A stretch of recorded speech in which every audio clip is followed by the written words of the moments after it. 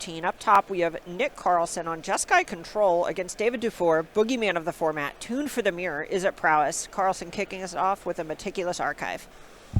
Definitely like to be on the play. We've been talking about how Carlson has some tools here, specifically main deck to target this prowess deck. You know, this Monastery of Swiftspear, it's really good to turn 1.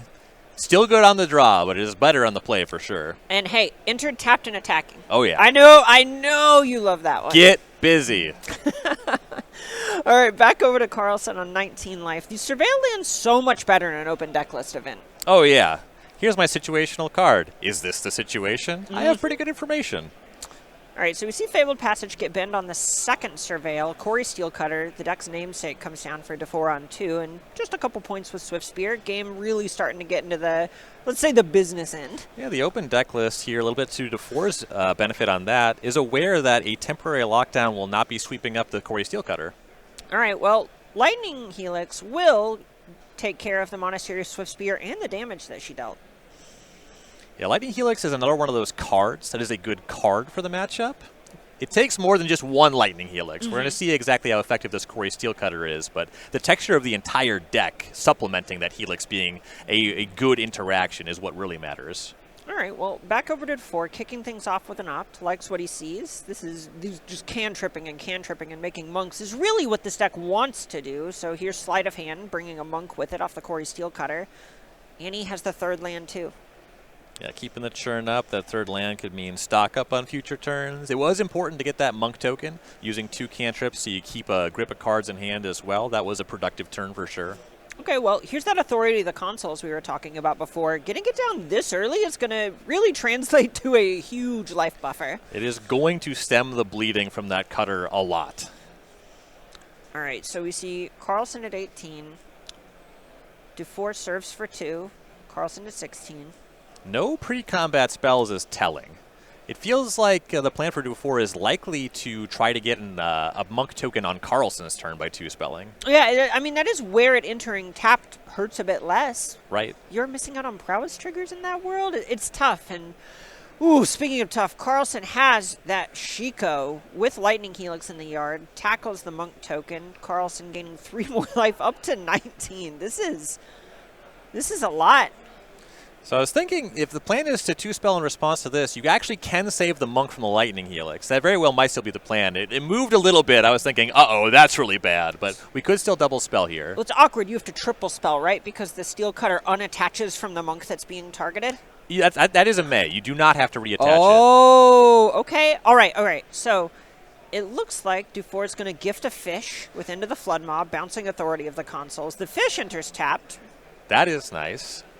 You would like to get that giant creature off the table, but that's a tougher one to use your Into the Flood Maw on. All right, so here's Opt as well. Going to do exactly as you said, not moving the Corey Steelcutter, but moving a monk onto the table. At this point, to have profitable attacks, Dufour is really hoping to have a monstrous rage. That'll be a useful tool in attacking through this 4-5. But even then, you're kind of trading material. It's not the best exchange against an opponent with so much life still to play with. And that's what's really impressive about this Jeskai deck. It feels like so many of its cards are committed to just buying time and knowing I'm going to be casting 6 mana cards and you're going to be casting 3 mana cards. Good luck. Right. Speaking of a 3-mana card, stock up. Kind of the 3-mana card of the tournament. Yes. Very strong one. You're going to see that on both sides of the table with some high degree of frequency this match, I'm sure. Taking a look at the top 5. And it is interesting. I was talking about Monstrous Rage being the tool to really have a more profitable attack, but because you keep getting the monks with the cutter, you can make some chump attacks. You could pre-combat make a monk, and they're a little bit expendable. Sure. All right. Dufour finds a couple cards he likes, finds a Shivan Reef to put on the table. And to follow up, you really want to have something here to just get a monk token this turn. Right. Wow. Into the Floodmaw, targeting Shiko. Not as bad as it looks on its face, I don't think. Yeah, currently there's nothing else for the Shiko to get back from the graveyard. Also makes this attack quite significant. Right, so we're looking at 3, 6, 7, 8, I think. Carlson to 11. Good swing. You can't take too many of those. No. No. Though with the amount of life gain in Carlson's deck, might be able to take more than we'd expect. More than most players in the Right. field, for sure. And I was just going to say, we know about the authority of the consoles. You would really want something else to clean up the existing monks, and right on cue, Day of Judgment. Very important for Carlson Really nice. That was a spot where Carlson did need something to mop it up. And I want to call out some copies of Split Up that we see in Carlson's deck as well, which Shiko is able to flash back. And that is a combo with authority of the consoles. Ooh. I will choose the tapped creatures, thank you.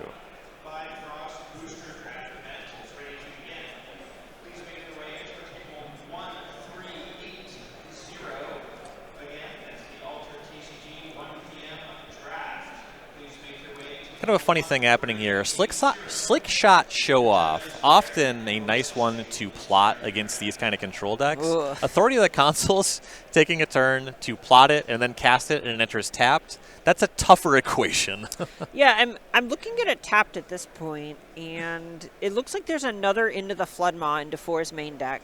Kind of feels like that's just the plan here. So previously there was nothing to flash back, but Lightning Helix you, Shiko, Lightning Helix you again. Bolt, Snap, Bolt is a tale as old as time. I love it. This is the nice thing about having this sort of dragon-centered control deck is your huge blockers that are harder to attack to. They got some knuckles on them. Yeah, that's an attacker. Yeah. It also blocks now. It has vigilance, so you know what to do with it. Right. All right, back over to the 4. Opting.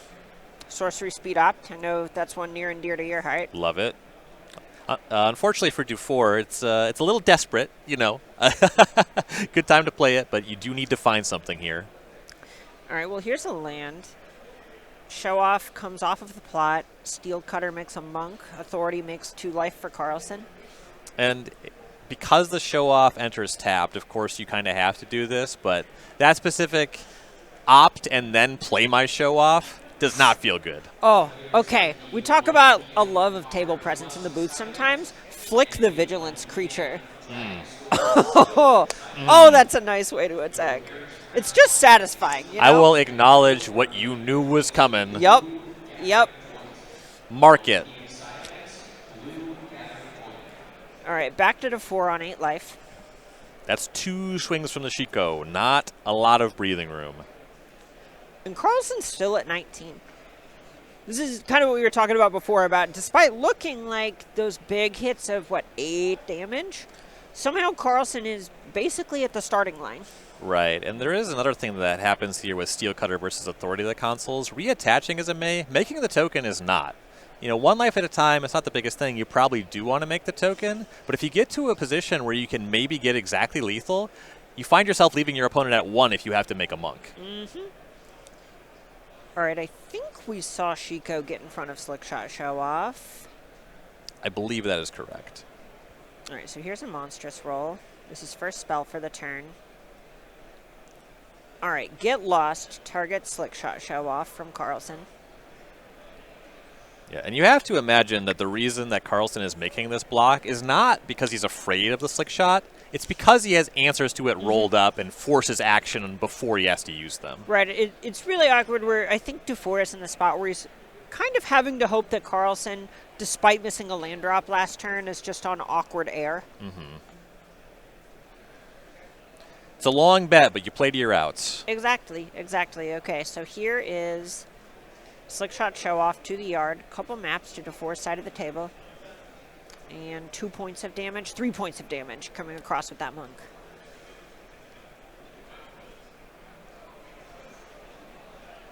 All right, tapped Swift Spear. This one did enter tapped. It did not enter attacking. That's bad. Whew.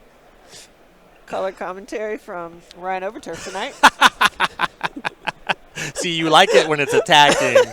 You do not like it when it's doing nothing. All right, map targets the monk, draws a Shivan Reef. Second map, target the monk, gets a Spire Bluff Canal. Interesting to play the Shivan Reef before cracking the second one. It makes me think that there are 2 mana of spells that Dufour wants to keep up here. Yeah, that'll be my read there as well. Oof. The point at the Shiko, the 4 damage from Dufour, facing lethal in the air now. And you're not going to see Dufour use any life gain to get out of this. That flying 4-power attacker, very significant problem. You can see he's really trying to figure out some way to sequence a win out of here, something that might even force the Shiko to block and expose itself to some sort of combination of cards that can make it die. Yeah, you paid some respect to Carlson's table presence earlier, and I'm going to call attention back to that. That man does not look concerned. I think he is very comfortable with how this game is going. 18 life is a comfortable life total. Oh, yeah. All right, so here's Storm Chaser's Talent, which is going to bring a Tap Daughter and a life for Carlson up to 19. A few prowess triggers, though. Yeah, with 3 prowess creatures, 19 life, that is a range of damage that you can deal. The problem is it relies on your opponent not doing anything about it. All right, well, here's 7. Let's figure out what Carlson's going to do about it.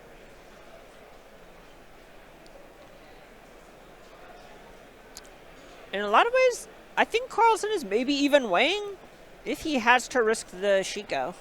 Yeah, this is my lethal attacker. If you don't kill me, I will get you on the way back. Right, there are ways this goes where something like a Torch the Tower, which I don't think is in the main deck for Dufour, but is the kind of card you would be worried about here. If you block and your Shiko just takes 2, then you probably can't save it with a post-combat bargain. Yeah, it's not out of the question to use a Burst Lightning on the Shiko. Exactly. All right, so here's Monstrous Rage. Targets Monastery Swiftspear. Bunch of triggers. Quarry Steel Cutter. Prowess. The works.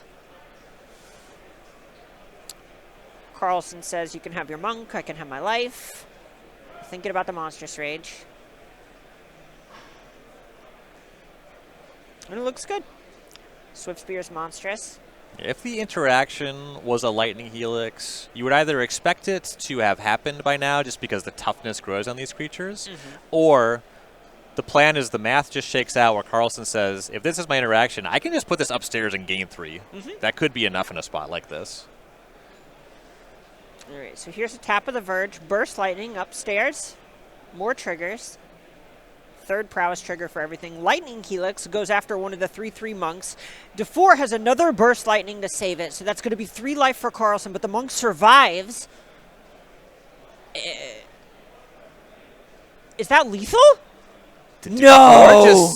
No! Wow. What? Shut up. Yeah, I was saying you might have wanted to move earlier with the Lightning Helix, and once the power creature grows out of range, 3 life's not enough. Like, this is so much plus X plus X, right? Oh, and a 3rd Burst Lightning?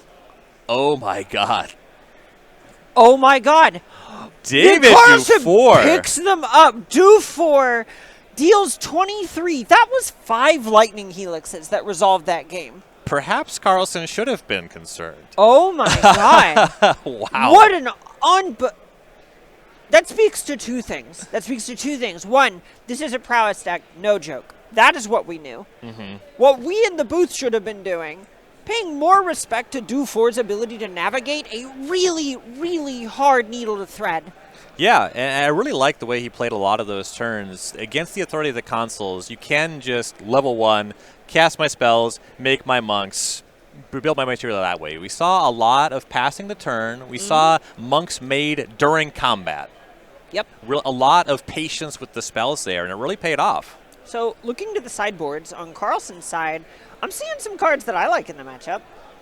Yeah, you have your High Noons really as the big prize. You can never make a monk with a Quarry Steel Cutter against a High Noon, so that's a big one. Exercise, a little bit more mopey on that front, but you bring it in. It's flexible. Kutzil's Flanker, it plays for sure. Lore into the 3rd path, another answer to both the Steel Cutter and a Storm Chaser's Talent. Tishana's Tiebinder is not a 0. That card's pretty nice at just countering the Steel Cutter. Yeah, it counters the Steel Cutter, and just any prowess creature turning off its prowess abilities while the Tiebinder sticks around, that is real. Pretty nice at just eating something like a Swiftspear. I was trying to pull River Churn Monument. I remember what that card is. This is not the matchup for that. It's not the matchup. That's a control mirror card. It's milling. It's exhausting to mill more. That is probably not what this matchup is about. Right. The big prize, definitely those high noons. So, speaking of facing against a control deck, though, what's Dufour doing here? Yeah, so for Dufour, we have a couple more Spell Pierce. Looking at the texture here, there's really not a configuration of Jeskai where you wouldn't want some of that stuff.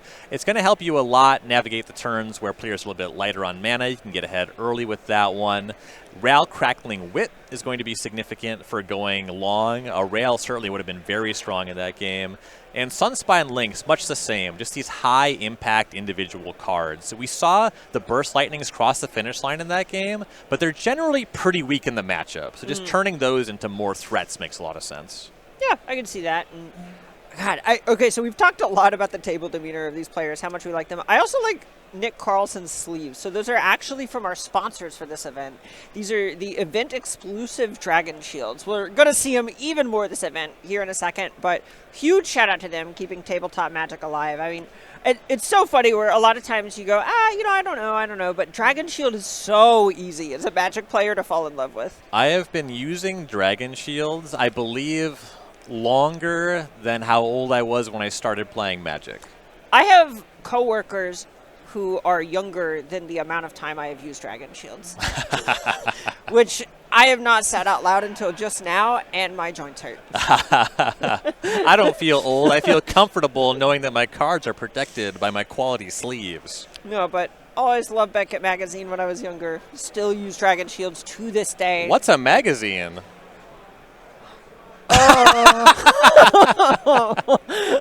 The look. I just slack-jawed. Okay, but huge shout-out to them. They helped make this event possible. We couldn't be more grateful, and in part, it's because they make awesome stuff. Absolutely. Yeah, Beckett, definitely one of those magazines I remember seeing around the shop back when you looked up card prices in paper print and strategy. You would see deck lists there. You couldn't go online to find deck lists.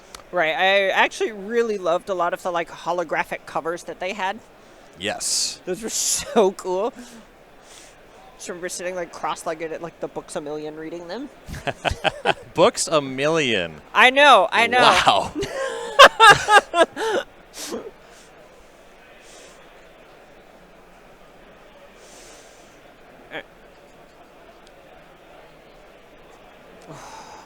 God, so these event sleeves, they're black on black with a gold inseam. It's something where you can kind of see the reflection as Nick shuffles. You'll see it on the table in a bit, but in person, it's just one of those where you can't help but just wiggle it in your hand. Right. Watch the light hit it in different ways. It's so sick. I might geek about accessories a little bit. As is your right. Thank you. They are Thank cool. you. They are very cool. I wonder if those sleeves had a character on the box. Ooh, yeah, with a little story, a little backstory. Ooh. All right, look at that. Come on. Come on. That is, the detail on that is incredible. It is so sweet. It is, I think, really hard to also get line art that fine on sleeves. It just speaks to how far ahead of the game Dragon Shield is. Oh, yeah. When I was coming up, if there was any art on your sleeve, that meant that when you shuffled once or twice, the decal would peel off immediately. Yes, literally. I had orange reflective sleeves back in the day that I got, I want to say 3 rounds with before the shopkeep was just you can't play with those. I'm sorry. What if they're uniformly destroyed? I'm just what do you mean? These were also more expensive. All right, shuffling up, game 2. Nick Carlson on the play up top. We thought was super ahead game 1. It looked good. And then Dufour really did something where it felt in some ways you're saying, well, there are 3 prowess creatures. You could technically kill from here. Yeah, I expected some of them to die. There were a bunch of burst lightnings that were effectively worth 5 damage apiece. Incredible. And Nick Carlson going down to 6. Dufour happy with his 7. I'm a big burst lightning fan, too. Oh, I love a good burst lightning. Incredible design. It's just nice because it so rarely comes up. But one of the problems with Shock is it's just kind of okay early and then falls off so hard as the game progresses. And 5 mana for 4 damage is so inefficient that you wouldn't really put that card in your deck, but it's nice because it does come up. Right.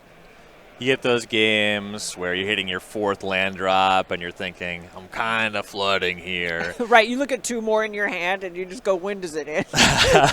But I'll make some aggressive attacks, get some damage through, and sometimes the 4-ball comes to save the day. All right, Carlson picking up 7 fresh ones. We're seeing some nodding. We're seeing some nodding. Yeah, for a deck like this, when you get into these mid-range or full-on controlling Jeskai, like 3-color decks, at some point you just have to say, I have lands for at least my first 3 land drops, and I have all of my colors. A deck like Is It Prowess is going to put a lot of pressure on you to act quickly, but for example, in a control mirror, sometimes I've seen players playing these decks keep 6 or 7 lands. Yeah, you just know you want to hit all your lands in a game. And Carlson starting off with Meticulous Archive, card on top. Like, this is just, it's not going to be as exciting coming out of the gates. Right. Storm Chaser's Talent, the opener for DeFore. Back over to Carlson, who gonna have that high noon on 1. Would you look at the time? Ooh, it's high noon, brother. Corey Steelcutter. At least a point of damage on an otter for now. You can equip it. Red and 1. Old legal plays over turf, they call him.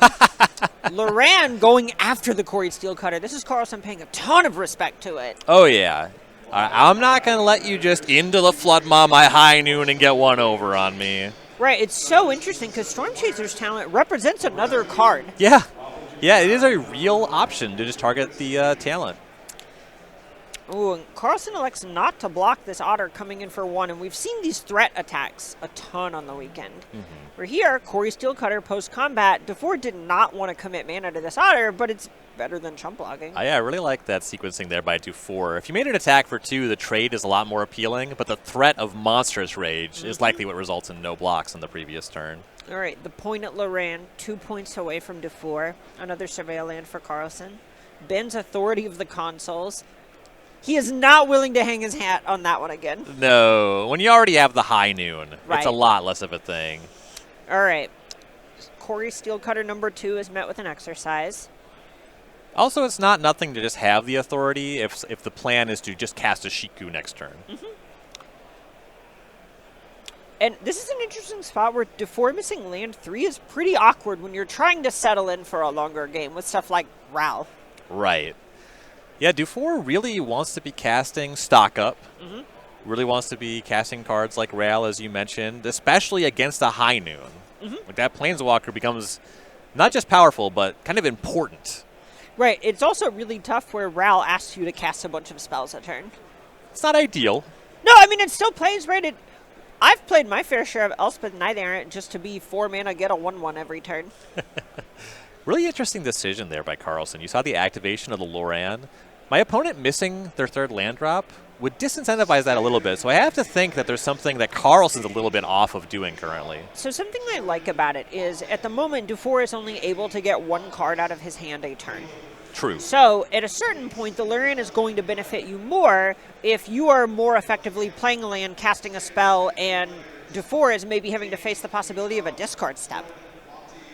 As Beza comes down for Carlson. Little life, little card draw.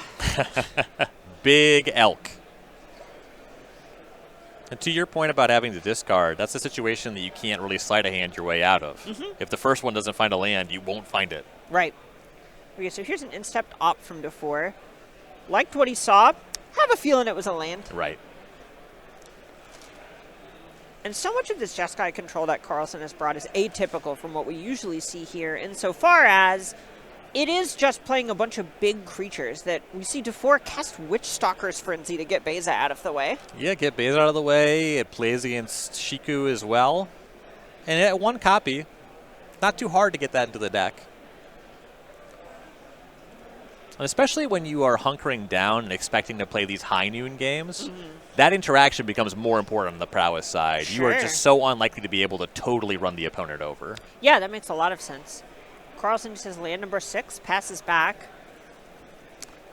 And there's a lot of ways where Carlson might be having to think about sacrificing High Noon, which is a nightmare. more or less. You don't want to do it right now. You would ideally like to have a second one before you do it, though.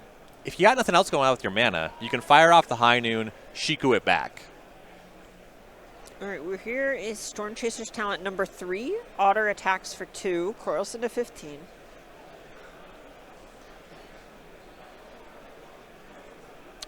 Back to Carlson.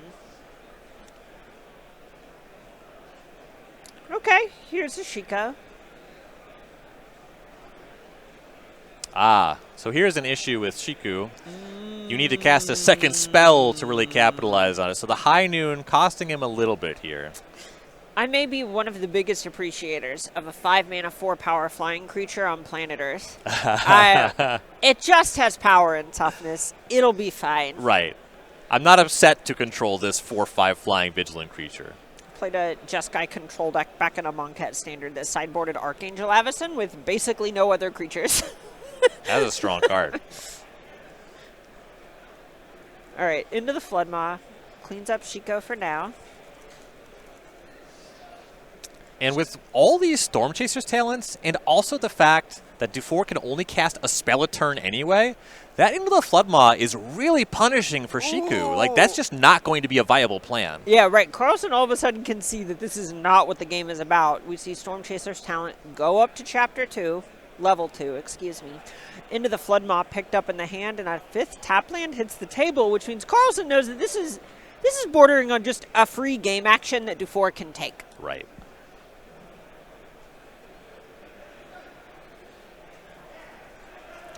All right, here's Authority of the Consoles from hand for Carlson.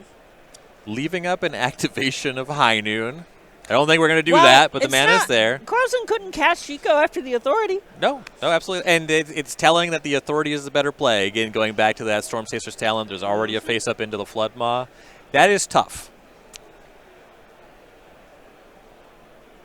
You definitely hope for some additional instant speed interaction on Carlson's side.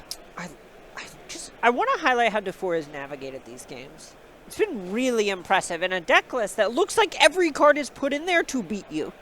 Right. When it comes to Is It Prowess, this blue-red kind of tempo deck, you see certain players with different play styles that highlight the red elements, and Dufour really showcasing the strength of the blue elements, being very patient, taking his time. It's so frequently about picking your spot. It almost feels like a combo aggro deck sometimes. Yeah, it's Storm aggro, right? Good way to think about Prowess, honestly. All right, so here's a Verge. That's land number 6 for Dufour.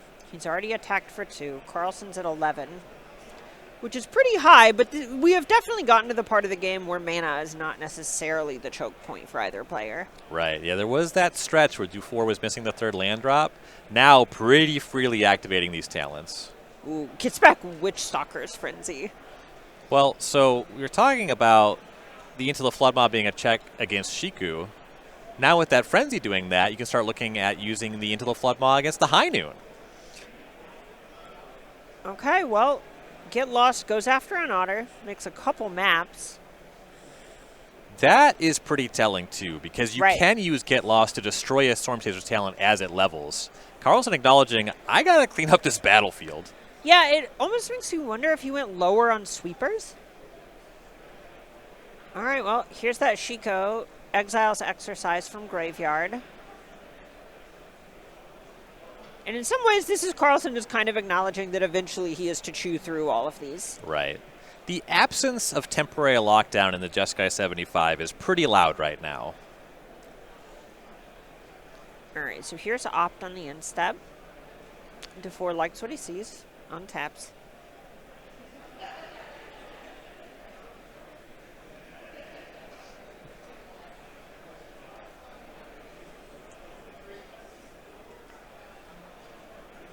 All right. Otter reads a map.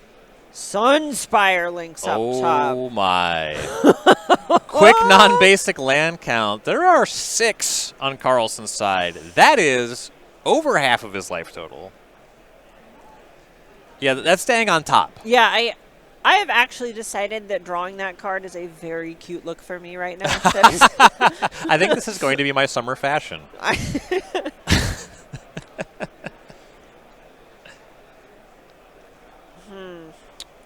interesting spot where the hard part of High Noon is it kind of forces parity on the battlefield in a lot of ways for a reactive deck, because any card Dufour casts, he then is not able to do anything else. And Carlson just gets to play the rest of the turn with full information, knowing the range of spells that could be cast is none.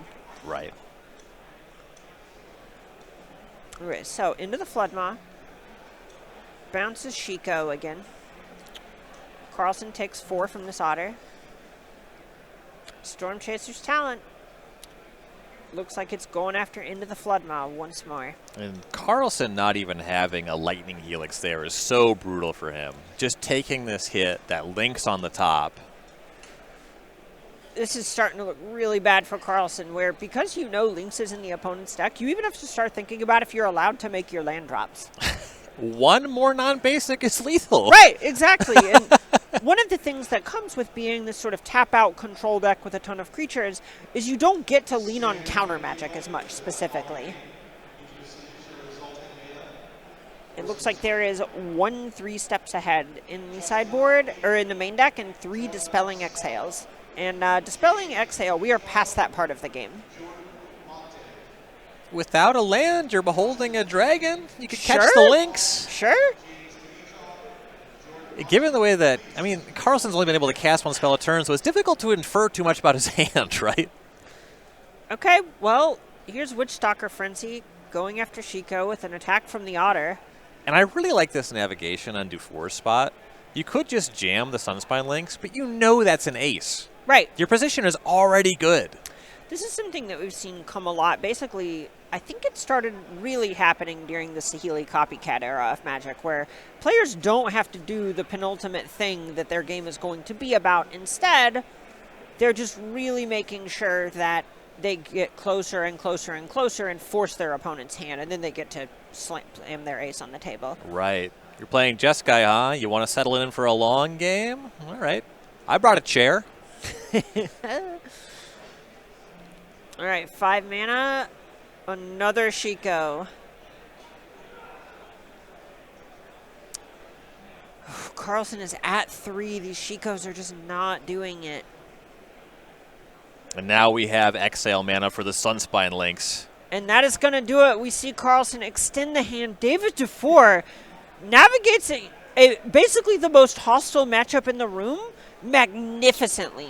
I think that second game, it is really easy to get caught up in Carlson maybe tripping over legends a bit or being flooded, but the way that Dufour really, really played game 1, I think speaks to how strong a player he is. Yeah, I think he navigated both games in that match beautifully, and it was a really important matchup for Dufour as well because he was paired up. Yes. Now he's knocking at the door on that top 8. He is in. When we looked at the standings before the round started, we had 5 players at X and 1. Yep. And he just knocked one out of being a win ahead of him in the field, also advancing his own record. Very big turn for him. Right, extremely crucial. There's a point whenever you have pair-ups and pair-downs, whenever you are in the lower part of that bracket, the fewer people with strictly more match points than you that you can never catch up with, reducing that number is so important when eventually there is a hard cut.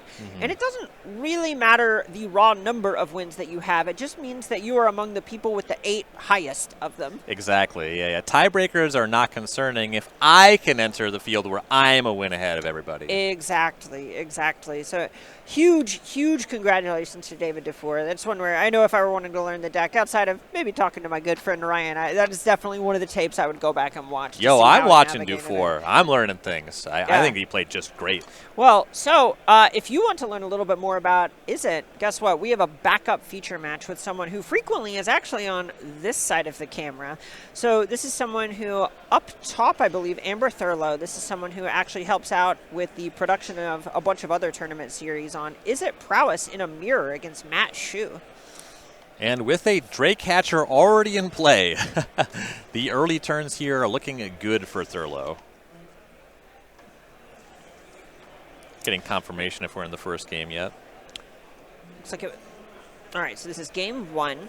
And Thurlow in particular, I know, is paying a ton of respect to this particular matchup, similar to what we just saw where there are 2 Drake Catchers and 2 Show-Offs in the main deck. And it looks like that she has actually reached for Rin's Resolve. Okay, another draw spell. 3 copies, a split with stock up. Kind of an acknowledgement that sometimes you don't have the mana for stock up. Yeah, just really making sure that she's able to play this super cantrip-intensive game that defines a lot of these matchups. And on Matt's side, we see a bunch of jockeying for position as Swift Spears keep making these sort of not exactly bad attacks, but attacks that don't look good if no one has a spell in their hand. Right. And now Cutter being added with the Hatcher. Things are looking quite good for Thurlow. All right, so this is an attack from the whole squad for Thurlow, who had Corey Steel Cutter into Swift Spear on 3. Swift Spears bounce off each other. Then we have Drake Hatcher and the Monk token chunk in for 2 apiece, and 2 incubation counters go on the Hatcher, more importantly. Life totals where they are, you're generally happy to have 2 Swift Spears, but Matt's got a lot of work to do to actually deal 17 damage. You're probably not expecting a block from the Drake Hatcher. There's a lot of ways to make that not a thing. But there's so much damage coming on the way back, and that Hatcher is very close to making a Drake. And this is what's so strong about Drake Hatcher and the matchup as well, right? This is when where it's sort of the advantages it's giving you are incremental, but just getting a free blocker is worth so much in a matchup defined by the slick shot show-off that Zhu is placing on the table that you have to respect it. Definitely. I imagine if you're Shu, you probably would want to just convert a Monstrous Rage here just to push damage and to try to emphasize that slick shot show-off. Once you have a monster roll on that, really tough to deal with it with red removal spells. All right, well, for now, it looks like it's an opt. Just adding a bit more damage, but keeping the cards flowing. That's the name of the game with these decks. Anything to push damage is good. Right, this is all of a sudden now Thurlow is at 10, which is the you will just die kind of life total. I mean, a second ago, 23 was the you will just die life total. So but 10 is, would you say, smaller than 23? It's the you will just life total.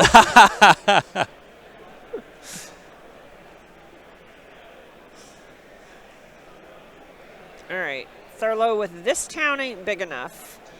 It's going after Monastery Swift Spear as well as the opposing copy of Slickshot Show-Off. Swift Spear back on the table, a fresh Monk hitting the battlefield.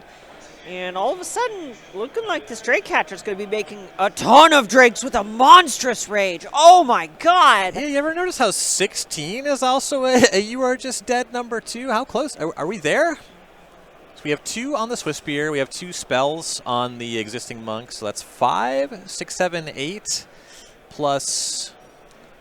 I think we're marking life totals, so we're a little bit shy. 2? I think this is 14-ish damage at a glance.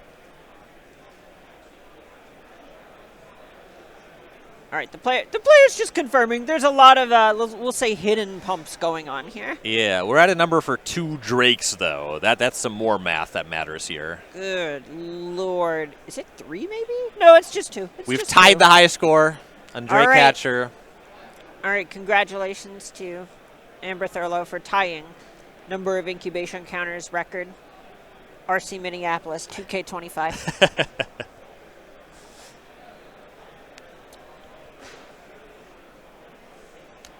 And I think an underappreciated aspect of that copy of This Town Ain't Big Enough that Thurlow cast last turn was specifically that it gave her 2 spells to cast. Yeah, that was pretty cheeky there, picking up the Swift Spear, casting that. All right, and here's Shu casting a Slick Shot Show-Off. It could be plotted. I don't think you can. That sounds deadly to me. I don't think you can plot it. No, listen. I'm in the booth. They're in the hot seat. I'm just calling what I think is happening. All right, that looks like an on-the-battlefield show-off. And 2 Swift Spears and the show-off going to the red zone. This is actually a pretty interesting attack because it's hard to tell if you go all in against the show-off to play around Monstrous Rage or to go wide. Yeah, so once you're talking about playing against Monstrous Rage, you start having this question where, okay, well, the Monstrous Rage can just be played on unblocked creatures too. Right. So I like the way Thurlow is navigating this. I'm just going to put all my toughness in the way. I know I have 2 on the way back. You show me what you got. Yep. Really like that from Thurlow, where it's just basically saying, I mean, if you have double Monstrous Rage or something, you have got me. But otherwise, each of these are maximizing the amount of damage they can soak up no matter how you play it. Right. Yeah, turning off the option for a Burst Lightning or like double opt. All right, so we've actually seen a ton of the format shift over the last few weeks, and that's a result of Tarkir Dragonstorm's impact on the format. If you want to pick up your Tarkir Dragonstorm product, maybe get a taste of a bunch of different new things it's added to all of Magic, really. Yeah. This has been a sick set. Highly impactful on Standard, a lot of cool cards for a lot of different formats. Tarkir Dragonstorm has been very popular and very understandably so. Right, and it's not like, I know this Izzet deck is sort of the talk of the tournament, but we've seen basically every deck get something from this. That Jeskai Control deck we just covered, that was basically only exists because of all the dragons in it. Yeah, you could play Jeskai cards, but Shiku is really what made that viable to be competitive with. Right, exactly. So you can head over to pick up your Tarkir Dragonstorm at starcitygames.com/MTG-TDM. So our players shuffle up for game 2. Matt Shu on the play there. Kicking it off with Shivan Reef. A pain land, often not ideal in these red aggressive mirrors. I will say the damage output is so high when it comes to prowess that a 1 and 2 chip shot is not always the end of the world. And it looks like that Shu does have the turn 2 Quarry Steel Cutter. More importantly, leading on Shivan Reef to me communicates that it's a spell heavy hand on Shu's side, which ain't bad. Yeah. It's a deck based around casting as many spells as you can, as fast as you can. So a lot of them goes a long way. Right on Thurlow's side, it looks like she started things off with a turn 1 Storm Chaser's Talent, slide a hand on 2, surf for 2 with the Otter. Not blocking with it. No. Leaving up Mountain, which generally means possible Burst Lightning. Oh my, though. You would like to have an island. You wish you were spell piercing this second Quarry Steel Cutter. I also like that at least one of them's got the alt treatment. I think that one looks really nice on that card. I completely agree. It just looks like the blade cut part of the art out or something. It's just, I don't know, it's real just immersive effect for me. I actually just don't know what other cards have that frame. In my mind, it's the only one. It's why would you do that to a different card when this one looks so cool? Oh, all right. Well, Sleight of Hand is the follow-up. Going to make a couple of monks. Taking some damage off Shivan Reef to do it. Notably, these River Pyre Verges are just tapping for red at the moment. Yep. It's something that eventually they'll be turned on, but notably you only have to use a Shivan Reef when you have to cast blue spells, and so far with these cutters, hasn't really been a problem. We see one of the monks answered by Torch the Tower out of Thurlow's sideboard. Back over to her after she takes a point or 2 of damage. And that Torch the Tower, that's a have to, not a get to. When you're facing down a Swift Spear or a Show Off, it's a great exchange. When you're using that on monk tokens, it is unpleasant. Life totals look like they might be a little bit off. I believe we have Thurlow at 18 and Shu at 17. Sounds correct to me. All right. Leads with Sleight of Hand on Thurlow's side. Another basic Mountain. Lot of mono red mana. A Braid taking down one of the Quarry Steel Cutters. It's not bad. It's a start. That Right. second cutter is still a problem, and there's still a monk token left behind, but cleaning up the first means it's harder for Shu just to run away with it. Right. And I think these games tend to slant a little grindier when you get post-board and players get to tune their interaction a little bit. Absolutely they do. All right, so here is a Drake Catcher of Shu's own, as well as Torch the Tower from Shu, really showing that this is a mirror. Yeah, oh yeah. Quarry Steel Cutter with another monk. Comes across for some more damage. Life total's caught up, 13 for Shu, 14 for Thurlow. 1 cutter to 0, 3 prowess creatures to 0. I'm having a difficult time imagining Thurlow getting out of this one. Something that you see in a lot of sideboards is a card like Pyroclasm. It looks like there's none of that in Thurlow's 75, and Drakecatcher also is pretty just effective against that card anyway. Right, this is the spot where Thurlow is probably going to actually have to block with this Drakecatcher, which is not a spot you ever want to be in. And Shu drawing an island means that all of a sudden they have a bunch of duels now. Tons of blue mana available, and there was a missed land drop in the previous turn, so you got to think that means all spells left over in hand. Yeah, well, into the Flood Mob, bouncing the Drakecatcher. So much for the blocking plan. Shu's stocking up. Second spell, a lot of card selection. This is so much damage here. 11. That checks out. 3, 6, 9 off of the previously existing creatures and 2 on the new monk.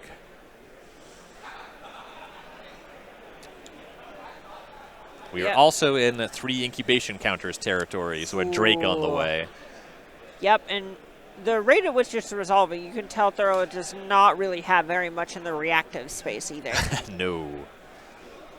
All right, Thurlow to 3, untapping, taking a draw. I think that was a Monstrous Rage. Okay. 13 from 4 lands, 0 creatures. The problem is you're never getting through Drake-Catcher, Drake token, even if it's possible from that position. All right, well, here's Rin's Resolve, hitting a land and another land. All right, dang, you can see her laughing off and go, okay. Let's see the third one. Let's see the third one. All right, I'm on the play. And the games definitely do get grindier post-board, but there's no configuration I've seen where you wouldn't want to be on the play. We want to be getting some Swift Spears tapped and attacking. We want to get our material on the battlefield first.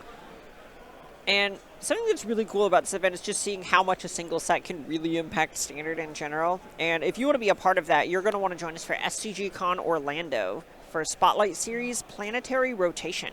Yeah, check out the new set then, Edge of Eternities, and Rotation to Standard, notably. So the format will look very different. Right, that's going to be end of August. We're going to see basically the DMU year rotate. That's Dominaria United, Brothers War, March of the Machine, Aftermath, and All Will Be One, which a lot of bangers in those sets. Yes. So seeing those kind of go away, get a bunch of new stuff starting this August is going to be really sweet to be a part of. Definitely excited to see. There's Magic, the new sets have been so awesome lately. Mm-hmm. Yeah, I really think that a lot of the sets this year have been really cool. I'm really excited for me to be able to talk about more of the cards. I was trying to think of a fun way to dress that up. Ooh, Amber Thurlow with my favorite Monastery Swift Spear. I'm sorry, it's so witchy and pretty. It's also my favorite Monastery Swift Spear, one that enters the battlefield tapped and attacking. Ooh, Matt Shu with a close second for me, and the OG with the watermark. 2 good choices. Advantage, Thurlow being on the play, and with a blue-red duel, not just a mountain. Yeah, and being on the play means that this Burst Lightning is clear for takeoff to knock down Shu's Swift Spear before Thurlow swings in for 2 more. So solid play. Likely a little bit less ideal than just having a cutter there, so the question is, can Shu produce that one? No, but Drake-Catcher. Generally the consensus second best after the cutter. Right, super threatening permanent, and depending on the pacing of the game, can even be better than the cutter. Yes. If you're talking about setting the record for incubation counters, you can make a lot of Drakes. Oh, yeah. Oh, yeah. Thurlow really tanking about this one. 2 lands. Did not drop a third on the table. No. Oh, this might be Rin's Resolve hoping to spike the 3rd land. Yeah, Rin's Resolve, or if you're wondering if you're going to cast any kind of cantrip, you like to get that information before you make your land drop. Mm-hmm. These games are so high tension because they can go long, but because they play such a fast game, they can end up so compressed too. Yes. No matter whether you're playing a short game or a long game, the early exchanges and the early damage is going to matter, whether now or later. All right, just 2 for a Corey Steel Cutter and a pass. So if you were sniffing out a potential Rin's Resolve, I see why there'd be a lot of tension around that. Rin's Resolve on 2 without your land rolled up is so awkward. If you miss, it also means you're probably not going to be able to cast both of those spells. Right, you basically discard stepped and tapped yourself out. So I like the discipline of choosing the cutter there if that's the option. You still are going to need that 3rd land. You still are going to need more spells, but I like this play here. And with 3 cards in hand, Thurlow really needs to find something to do. Ooh, Sorcery Speed Monstrous Rage on the Hatcher. Makes a monk token. So the monk can also get into the red zone. Drake-Catcher crashing in as well. A humble 5. Humble. Humble 5. Notably also gives Hatcher the 4th toughness.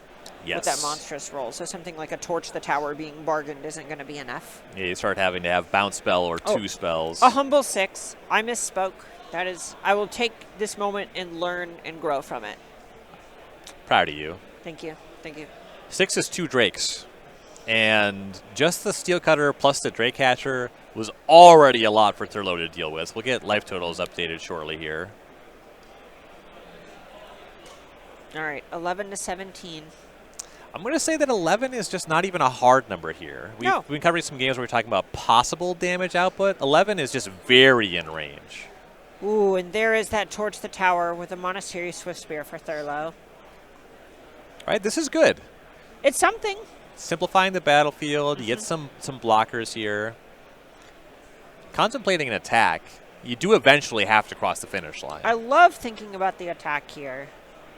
With the cutter, your attackers are a little bit more expendable. The damage, you can't get it later. Right, this is a spot where you know it is not really a good attack by nuts and bolts, let's say textbook magic. But the games that you win don't involve the ones where you're untapping with 2 lands and an opponent is 17. Right.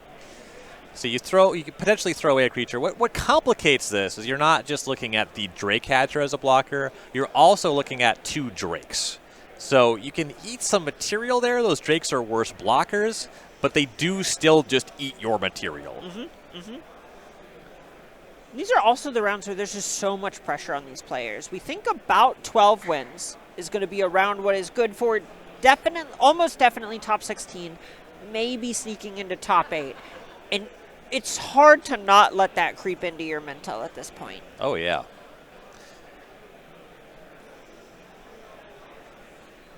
All right, so here's that serve for 4 from Thurlow. 1 prowess trigger on each of these Monastery Swift Spears. And the 2/3 attackers and the reservation about the monk, it makes sense because those just more freely can get into combat with the Drakes, but it is all really tense. Okay, yeah, no, it wasn't even an attack. Okay. And it's really hard, right? Because you can't just attack with 1 because it's a free blocker. Attacking with 2...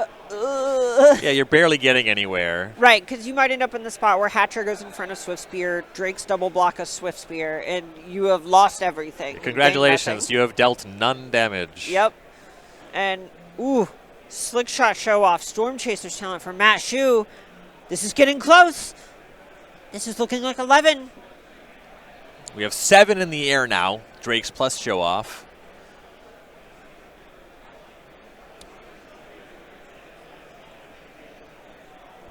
All right, call it a storm the way these creatures are raining sideways. There are some blue instants that are a really big problem, and the red damage-dealing cards are game enders here. We have reached the very scary, horrifying part of games where you're not sure if the prowess deck even needs to cast spells anymore to win. Right. Okay, so we see a monk token in front of a monk token, Monastery Swift Spear in front of Drake Catcher. Currently 8 damage coming across if everything plays as it lies.